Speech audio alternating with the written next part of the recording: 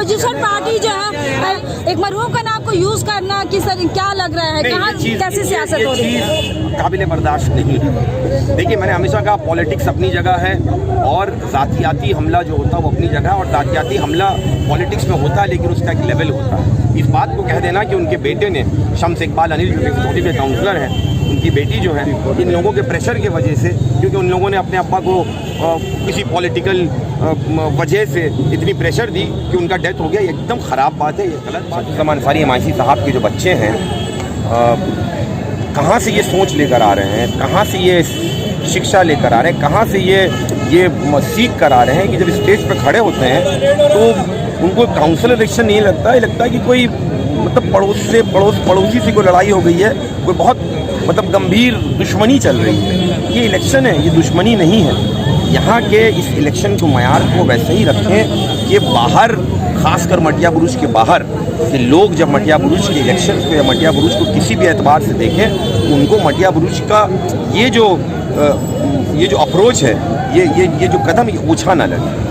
देखिए, हम लोगों ने हमेशा से यही जिद्दोजहद किया इस गुज़िश्ता 6 साल 8 महीनों से कि मटिया बुरुज को सियासी एतबार से, पॉलिटिकल एतबार से, डेवलपमेंट के एतबार से ऊपर लेकर जाए, लेकिन एक झटके में इन्होंने ना इस सारी मेहनत पे पानी फेरा। आज आपके चैनल के माध्यम से, सोशल मीडिया के माध्यम से जो बाहर लोग देखते होंगे न्यूज़, तो क्या कहते होंगे, किस जगह पे किसी की माँ को, किसी के बाप को, किसी के घर के बच्चों किस तरह से चुनावी मैदान में खींच कर इतनी गंदी बातें कही जा रही हैं, बताइए। जो वोट का आगे कहते हैं कि हम तो अब्बा बोलते हैं, हम लोग तो भाई पापा नहीं बोल सकते हैं, हम लोग तो अम्मी। क्या भाई, मटिया बुरुज के क्या बच्चे जो आजकल अपने अब्बा को तुम लोग पापा नहीं बोलते हो क्या? कितना आदमी पापा बोलता है? सभी पापा बोलते हो। मोहब्बत नहीं करते हो क्या? मैं अब्बा भी बोल के अपने अब्बा से मोहब्बत करता हूँ, अब्बू भी बोल के करता हूँ, पापा भी बोल के करता हूँ। 144 वार्ड की नज़र, पूरे बंगाल की नज़र जो है 135 पर ही टिकी हुई है। माना ये जा रहा है कि एक अख्तरी शहजादा और इंडिपेंडेंस में ज़बरदस्त टक्कर होने जा रहा है। क्या देखिए, मैंने हमेशा से ये कहा है कि टक्कर वहाँ होता है जहाँ पे काम नहीं होने का चक्कर होता है, यहाँ तो काम ही काम है। मैंने कहा ना कि कहने पे यकीन मत कीजिए, देखने पे यकीन कीजिए। और आप सोशल मीडिया जो चैनल्स यहाँ पे हैं, जो यूट्यूब चैनल्स हैं, फेसबुक, व्हाट्सएप के ज़रिए जो आपको मैं गुजारिश करूँगा कि 19 मिनट का वीडियो ज़रूर देखिए। इस वीडियो में ही आपको सब जवाब मिल जाएगा। जो सवाल नहीं भी है उनके भी जवाब, उनके पास तो सवाल करने का देखिए वो क़ुव्वत, वो सलाहियत नहीं है। स्टेज पे अगर नज़र दौड़ाएंगे तो ऐसे लोग हैं कि जिनके अल्फाजों से, जिनके जुमलों से, जिनके बातों से आपको समझ आ जाएगा कि क्या बैकग्राउंड से। 135 वार्ड में ममता बनर्जी का चेहरा कितना चलेगा, ये बताएं। भाई, दीदी का चेहरा तो 135 नंबर क्या पूरे हिंदुस्तान में चल रहा है। आज मोदी के ऑपोजिशन में दीदी जितनी स्ट्रांगली उसका एक ओपोनेंट बन के खड़ी हुई है, एक विकल्प बन के खड़ी हुई हैं। आप मुझे कोई दूसरा चेहरा बता दीजिए, कोई दूसरा नाम बता दीजिए।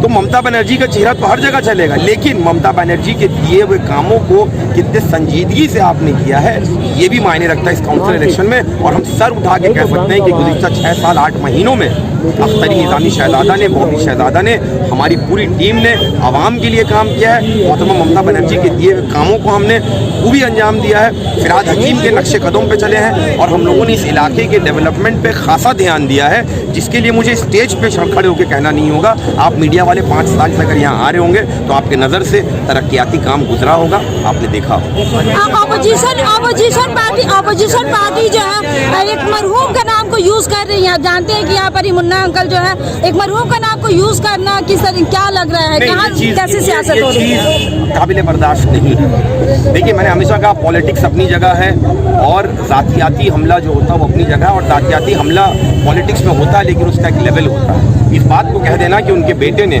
शम्स इकबाल अनिल जो एग्जीक्यूटिव के काउंसलर हैं, उनकी बेटी जो है इन लोगों के प्रेशर की वजह से, क्योंकि उन लोगों ने अपने अब्बा को किसी पॉलिटिकल वजह से इतनी प्रेशर दी कि उनका डेथ हो गया, ये एकदम ख़राब बात है, ये गलत बात कहना है। आज जिस तरह का प्रेशर इन तीनों भाइयों ने, शम्स अंसारी के जो बेटे हैं, इन 5 बेटे हैं वैसे, 3 आपको स्टेज पे दिख रहे हैं और 2 बैकग्राउंड में हैं। इन लोगों ने जो प्रेशर अपने अब्बा के ऊपर बनाया, अगर शम्स अंसारी साहब अपने बेटों को 135 नंबर वार्ड में इंडिपेंडेंट कैंडिडेट होकर लड़ने की हिदायत दिए होते तो कहीं तो माइक में आके बोलते हैं, कहीं तो भाई कहा होता कि हाँ बेटा लड़ो, कहीं तो वो नहीं दिख रहे हैं। और अगर उन्होंने ये बात कही है उनसे, उनकी सहमति अगर है तो आके माइक पे कहें ये बात, इसका मतलब है कि उनकी सहमति नहीं है, वो नहीं चाह रहे हैं। अगर सहमति होती तो कहीं तो दिखते हैं, कहीं तो बोलते हैं। तो उन्होंने कैसा प्रेशर अपने अब्बा के ऊपर बनाया? तो हम ये कहेंगे कि अपने अब्बा के ऊपर इस उम्र में प्रेशर आप भी मत बनाइए। और दूसरी बात, अगर वालिदैन का हाथ अपने बच्चों के सर से हटता है तो बच्चों की मुस्तकबिल के लिए मुशक्क़त और मेहनत करते ही वे जाता। ऐसा कौन सा वालिद है, ऐसी कौन से वालिदा है, कौन से वालिदैन है जो बच्चों के लिए मेहनत करते हुए इस दुनिया से नहीं जाते? इस चीज़ को आपने इतना गंदा बना दिया, इस चीज़ को इतना आपने नीचा कर दिया। तो मैं गुजारिश करूँगा हाथ जोड़ के कि कम से कम बाहर में जो मटिया बुरुज का एक इमेज गुज़िश्ता 6 सालों में बना है कि मटिया बुरुज भी दूसरे एरियाज़ की तरह तरक्की की जानिब कदम बढ़ा रहा है, मटिया बुरुज की सोच भी जो है वो किसी दूसरे इलाके से कम नहीं है। अपनी ओछी सोच के ज़रिया उसको ख़राब मत कीजिए, उसको नीचा मत कीजिए। ये हाथ जोड़ के आपसे गुजारिश है, किसी के माँ बाप को आप इस तरह से बेइज्जत नहीं कीजिए। मेरी मम्मी भी हज्जन है, उनको जिस तरह से स्टेज पे आप बात करते हैं, कह रहे हैं उसको माफ़ मत कीजिए, वो आती है आंटी नंबर 1 लुटेरी दुल्हन। इस मयार को प्लीज़ प्लीज़ प्लीज़ आप लोग, अगर आपके अंदर सियासी शऊर नहीं है तो भाई पहले आप जाइए और जाके अपने आप को थोड़ा प्रिपेयर कीजिए। आखिर में 135 के वार्ड के आवाम से क्या कहना चाहेंगे? 135 नंबर वार्ड के आवाम से ये कहना चाहूँगा कि जिस तरह से आप लोगों ने अपने सहीन होने का सबूत 2015 में दिया, जिस तरह मैं वो जो सियासी सरगर्मी और जो लहर है, बहुत सारे लोग कह रहे हैं भाई इंडिपेंडेंट जो, अरे इंडिपेंडेंट का झंडा, इंडिपेंडेंट का डंडा और इंडिपेंडेंट के 500 या 1000 लेबर्स को देख के वोट का आकलन मत लगाइए। यहाँ की आवाम जो है बहुत सलाहियतमंद, बहुत सोची समझी पैटर्न में वोट करते हैं यहाँ के आवाम। और यही गुजारिश है यहाँ के आवाम से, यही मैसेज है कि आप अपना वोट ज़रूर 19 दिसंबर को जाकर दीजिए जिस कैंडिडेट को आप पसंद करते हैं और जिस कैंडिडेट ने आपके लिए काम किया है। जो आपने सबूत 2015 में दिया वो 2021 में भी दीजिए। और 2021 के 21 दिसंबर को ही आपको यहाँ के आवाम का फैसला जो है वो समझ में आ जाएगा, दिख जाएगा, जिसके लिए हम पूरी तरह तैयार हैं।